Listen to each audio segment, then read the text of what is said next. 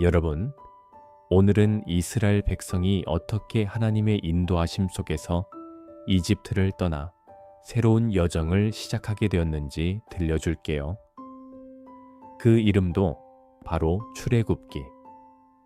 어려운 여정이었지만 하나님은 언제나 함께 하셨어요. 지금부터 12가지 장면을 따라가며 하나님의 놀라운 계획을 함께 살펴보아요. 모세의 출생과 갈대상자, 이스라엘 백성은 점점 수가 많아졌어요. 그러자 이집트의 바로 왕은 그들을 두려워했죠. 혹시 전쟁이 일어나면 저들이 우리와 맞서지 않을까? 왕은 결국 무서운 명령을 내렸어요. 히브리 남자아이가 태어나면 모두 나일강에 던지라고요. 하지만 한 히브리 여인이 몰래 아들을 낳았어요. 그 아이가 바로 모세예요. 엄마는 3달 동안 조용히 아이를 키우다 더는 숨길 수 없어 갈대 상자를 만들어 나일강 갈대밭에 띄웠어요. 하나님은 모세를 지키셨고 이집트 공주가 아이를 발견했죠. 공주는 그 아이를 사랑스럽게 여겨 입양했어요. 놀랍게도 모세의 진짜 엄마가 유모로 함께할 수 있게 되었어요. 모세는 왕궁에서 자라며 이집트의 학문과 문화를 배웠어요. 겉으로는 이집트 왕자였지만 하나님은 그 마음속에 히브리 백성에 대한 사랑을 심어주셨어요. 이 이야기를 통해 우리는 어떤 상황에서도 하나님은 생명을 보호하시고 계획하신 길로 인도하신다는 것을 알 수 있어요. 불타는 떨기나무와 하나님의 부르심 시간이 흘러 모세는 장성하여 왕궁을 떠나 미디안 땅에서 살게 되었어요. 그는 이드로라는 제사장의 딸과 결혼해 양을 치며 조용한 삶을 살고 있었죠. 하루하루 광야의 삶 속에서 그는 과거를 돌아보며 조용히 살아가고 있었어요. 그러던 어느 날 호렙산 근처에서 양을 치던 모세는 이상한 장면을 보게 되었어요. 떨기나무에 불이 붙었는데 이상하게도 나무는 타지 않고 그대로였죠. 가까이 다가간 모세에게 하나님의 음성이 들렸어요. 모세야, 모세야, 이곳은 거룩한 땅이니 내 신을 벗어라. 하나님은 모세에게 놀라운 사명을 주셨어요. 내 백성이 고통받는 모습을 보았다. 이제 너를 보내어 그들을 이집트에서 인도해내겠다. 모세는 그 자리에서 두려움에 떨며 무릎을 꿇었어요. 저는 말을 잘 못합니다. 사람들이 저를 믿지 않을 거예요. 그러자 하나님은 지팡이를 뱀으로 바꾸는 기적을 보여주시며 힘을 주셨어요. 내가 너와 함께 할 것이다. 하나님은 모세에게 형 아론과 함께 하라고 하셨고 모세는 하나님의 명령에 순종하기로 결심했어요. 모세는 마음속 두려움을 안고도 하나님을 신뢰하며 다시 이집트를 향해 걸음을 내딛었어요. 그 발걸음은 단순한 여정이 아니라 하나님의 큰 구원의 시작이었답니다. 이 이야기는 우리가 두렵고 부족하다고 느껴도 하나님의 부르심에 귀 기울이고 순종하면 놀라운 일을 경험할 수 있다는 것을 알려줘요. 모세와 바로의 대결. 모세는 아론과 함께 하나님의 말씀을 들고 이집트로 돌아갔어요. 그들의 목적은 분명했어요. 바로에게 하나님의 뜻을 전하고 이스라엘 백성을 자유롭게 하도록 요청하는 것이었죠. 모세는 바로에게 당당히 말했어요. 이스라엘의 하나님께서 말씀하셨습니다. 내 백성을 보내라. 하지만 바로는 코웃음을 치며 거절했어요. 나는 여호와를 알지 못한다. 이 백성은 나의 노예다. 그는 오히려 백성에게 더 힘든 일을 시켰어요. 벽돌을 만들 때 쓰는 집도 주지 않고 양은 그대로 만들라고 했죠. 이스라엘 백성은 고통에 지쳐 모세를 원망했어요. 모세는 괴로웠지만 하나님께 엎드려 기도했어요. 하나님은 모세에게 다시 말씀하셨어요. 내가 너에게 큰 능력을 보여줄 것이다. 결국 바로는 손을 들어 너희를 보내게 될 것이다. 하나님은 모세와 아론을 통해 놀라운 계획을 시작하셨어요. 곧 이집트에는 전례 없는 사건들이 일어나게 될 거예요. 모세는 흔들리는 마음 속에서도 하나님의 말씀을 붙들었어요. 하나님은 반드시 우리를 구원하실 거야. 그렇게 하나님의 사람은 믿음으로 첫걸음을 내딛었답니다. 이 이야기는 하나님께서 아무리 완강한 권력자 앞에서도 그분의 뜻을 이루신다는 것을 우리에게 알려줘요. 10가지 재앙. 하나님은 바로의 마음을 돌리기 위해 이집트에 강력한 경고를 보내셨어요. 모세는 하나님의 말씀대로 지팡이를 들어 나일강을 내리쳤고 강물이 피로 변해버렸어요. 생선이 죽고 물에서는 냄새가 났으며 마실 물도 없어졌죠. 그러나 바로는 여전히 마음을 열지 않았어요. 하나님은 계속해서 개구리가 온 땅에 뛰어오르게 하시고 티끌이 이가 되게 하셨죠. 파리떼가 몰려들고 가축들이 병들고 죽었어요. 사람들의 몸에 종기가 나고 하늘에서는 우박이 쏟아졌어요. 메뚜기 떼가 모든 것을 먹어치우고 이어서 땅 전체가 캄캄해졌어요. 이집트 사람들은 두려움에 떨었지만 이스라엘 백성에게는 아무런 해가 없었어요. 하지만 그때마다 바로는 잠깐 무서워하다가도 다시 마음을 굳게 먹었어요. 하나님의 말씀을 듣지 않고 고집을 부렸죠. 결국 마지막 10번째 재앙이 다가오고 있었어요. 이 재앙은 너무도 무거운 슬픔이었어요. 이집트의 모든 처음 난 것, 심지어 왕자의 생명까지도 하나님의 심판 앞에 놓이게 되었어요. 이 마지막 재앙 앞에서 바로는 결국 무릎을 꿇고 말았어요. 가라, 너희의 하나님께 예배하라. 드디어 오랜 기다림과 눈물 끝에 하나님의 구원의 날이 시작된 거예요. 이스라엘 백성은 마침내 이집트를 떠날 준비를 하게 되었어요. 이 장면은 하나님의 능력이 얼마나 크고 놀라운지, 그리고 그분의 말씀을 끝까지 무시할 때 어떤 일이 일어나는지를 우리에게 보여줘요. 6월절과 출발. 하나님은 마지막 재앙을 내리시기 전 이스라엘 백성에게 특별한 명령을 주셨어요. 어린 양을 잡아 그 피를 진 문설주에 바르라. 그날 밤 죽음의 사자가 지나갈 때 그 피가 있는 집은 넘어가리라. 그래서 우리는 그것을 6월절이라 부르게 되었어요. 백성들은 하나님의 말씀대로 준비했어요. 가족마다 어린 양을 잡고 누룩 없는 빵을 굽고 허리에 띠를 띠고 신을 신은 채로 식사를 했어요. 그날 밤 온 이집트에는 울음소리가 끊이지 않았어요. 하지만 피가 발린 이스라엘 집에는 죽음이 지나갔죠. 그날 바로는 이스라엘 백성을 놓아주었고 사람들은 서둘러 이집트를 떠났어요. 하나님께서 준비하게 하신 모든 것은 구원의 계획이었답니다. 6월절은 지금도 하나님의 은혜와 구원을 기억하는 특별한 날이 되었어요.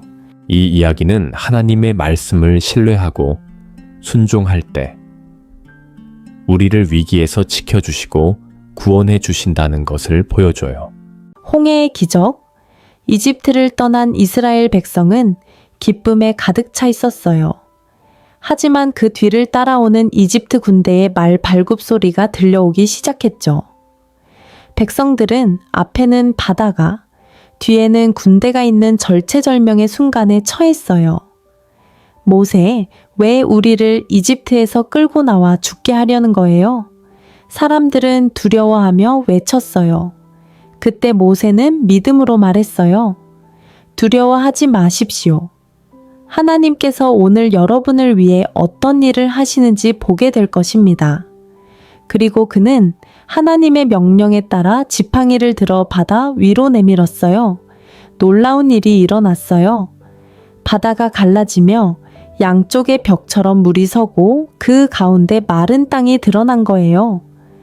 백성들은 그 사이를 건너기 시작했고 한 걸음 한 걸음이 믿음의 길이 되었어요. 이스라엘 백성이 모두 건넌 뒤 뒤따라오던 이집트 병사들이 바다 가운데 들어섰어요. 그 순간 하나님은 다시 물을 닫게 하셨어요. 군대는 물속에 잠기고 백성은 무사히 구원받았죠. 모두가 하나님의 능력에 감격하며 찬양했어요. 미리암과 여인들은 소고를 들고 춤추며 하나님을 찬양했어요. 이 장면은 우리 삶에 아무리 막막한 장애물이 있어도 하나님을 믿고 나아가면 길이 열릴 수 있다는 놀라운 믿음의 이야기를 보여줘요. 광야에서의 공급, 만나와 메추라기. 광야는 상상보다 훨씬 더 거칠고 힘든 곳이었어요. 뜨거운 태양, 부족한 물과 음식, 낯선 환경. 이스라엘 백성은 점점 지쳐가며 불평하기 시작했어요. 우리가 이집트에 있을 때는 고기 냄비 곁에 앉아 배불리 먹었는데 하나님은 그들의 필요를 외면하지 않으셨어요. 아침마다 땅 위에 하얗고 작고 둥근 것이 내렸어요. 사람들이 이게 뭐지? 라고 묻자 모세는 말했어요. 이것이 하나님께서 주신 양식 만나입니다. 저녁이 되면 메추라기 떼가 진영에 내려와 백성에게 고기를 주었어요. 하나님은 날마다 그들에게 꼭 필요한 만큼만 채워주셨어요. 백성은 그 음식을 먹으며 하나님의 돌보심을 체험했어요. 하나님은 물이 필요할 땐 반석에서 물을 내시기도 했죠. 그렇게 하루하루 백성은 하나님만을 의지하며 살아가는 훈련을 해 나갔어요. 이 이야기는 우리에게 하나님이 날마다 우리를 돌보시고 우리의 필요를 채우시는 분이라는 걸 알려줘요. 십계명과 하나님의 언약, 제사와 백성이 시내산에 도착했을 때 하나님은 모세를 부르셨어요. 내가 너희와 언약을 맺고 나의 백성으로 삼겠다. 산 위에는 구름이 덮이고 천둥과 번개가 치며 하나님의 임재가 임했어요. 백성은 두려워하며 산 아래 머물렀고 모세는 산 위로 올라갔어요. 하나님은 2개의 돌판에 10가지 계명을 새기셨어요. 나 외에 다른 신을 섬기지 말라. 부모를 공경하라. 거짓말하지 말라. 이 계명들은 하나님과 사람 사이의 약속이었고 백성이 지켜야 할 삶의 기준이 되었어요. 모세는 산에서 내려와 백성에게 하나님의 말씀을 전했어요. 백성은 한 마음으로 외쳤어요. 우리는 하나님의 말씀을 따르겠습니다. 이 날은 하나님과 백성이 하나 되는 중요한 순간이었어요. 이 장면은 우리도 하나님의 말씀을 소중히 여기고 그분의 백성으로 바르게 살아가야 한다는 걸 가르쳐줘요. 금송아지 사건. 시간이 흐르자 모세는 산 위에서 오랫동안 내려오지 않았어요. 백성은 불안해졌고 마음속 의심이 생기기 시작했어요. 모세가 어떻게 된 거지? 우리를 이끄는 새로운 신이 필요해. 아론은 백성의 요구에 따라 금 귀고리를 모아 송아지 형상을 만들었어요. 사람들은 그것을 하나님이라 부르며 경배하고 먹고 마시며 떠들썩하게 축제를 벌였어요. 하나님은 이 모습을 보시고 크게 분노하셨어요. 그들은 내가 아니라 스스로 만든 것을 섬기고 있다. 모세는 산에서 내려와 송아지를 깨뜨리고 백성을 꾸짖었어요. 그는 하나님께 백성을 용서해 달라고 눈물로 기도했어요. 하나님은 모세의 중보를 들으시고 다시 백성과 함께하기로 하셨어요. 이 이야기는 우리가 어떤 순간에도 하나님만을 바라보며 눈에 보이는 것에 흔들리지 말아야 한다는 것을 가르쳐줘요. 성막을 위한 준비 하나님은 백성과 늘 함께 하시길 원하셨어요. 그래서 성막, 곧 하나님이 거하시는 거처를 짓도록 명령하셨어요. 내가 너희 가운데 거하겠다. 백성은 자원하여 자신이 가진 보물들을 가져왔어요.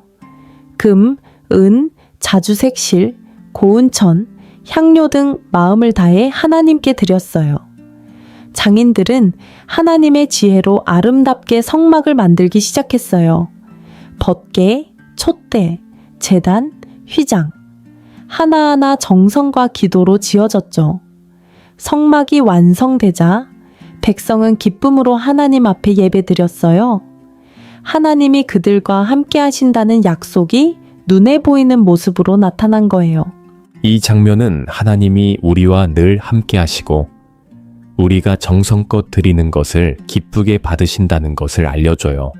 하나님의 영광이 임함. 드디어 성막이 다 완성되고 하나님의 명령대로 모든 것이 제자리에 놓였어요. 그날은 이스라엘 백성에게 특별한 날이었어요. 모두가 숨을 죽이고 하나님의 임재를 기다렸어요.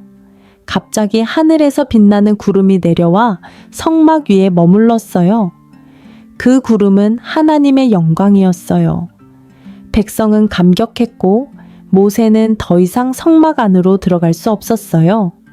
하나님의 거룩한 임재가 너무도 크고 아름다웠기 때문이에요. 낮에는 구름 기둥, 밤에는 불 기둥이 성막 위에 머물며 하나님께서 백성과 함께 계심을 보여주셨어요. 어디를 가든지 그분은 그들과 함께 하셨죠. 이 장면은 하나님이 눈에 보이지 않아도 언제나 우리 곁에 계시며 우리를 인도하신다는 것을 믿게 해줘요. 구름 기둥, 불 기둥 따라 걷는 삶. 이후의 여정에서 이스라엘 백성은 구름 기둥과 불 기둥을 따라 이동했어요. 구름이 머물면 백성도 머물렀고, 구름이 움직이면 모두 짐을 싸서 함께 움직였어요. 그들은 하나님의 인도하심에 따라 살았어요. 때로는 물이 부족하고 적들이 다가오고 길이 멀고 힘들었지만 백성은 하나님을 바라보며 나아갔어요. 하나님은 그들을 보호하셨고 필요할 때마다 말씀으로 힘을 주셨어요. 이스라엘의 광야 여정은 쉽지 않았지만 하나님이 늘 함께 하시고 인도하신다는 사실이 그들의 가장 큰 힘이 되었어요. 그들은 결국 약속의 땅으로 향하는 길을 걸어가게 되었어요. 이 마지막 이야기는 우리도 하나님을 따라가며 살 때 어떤 길이라도 두렵지 않다는 것을 알려줘요. 이렇게 이스라엘 백성은 하나님의 인도하심 속에서 큰 여정을 걸어갔어요. 어려움도 많았지만 하나님은 언제나 그들과 함께 하셨어요. 이 이야기를 통해 우리도 알 수 있어요. 하나님은 지금도 우리 삶 속에서도 함께 걸어가신다는 것을 말이에요.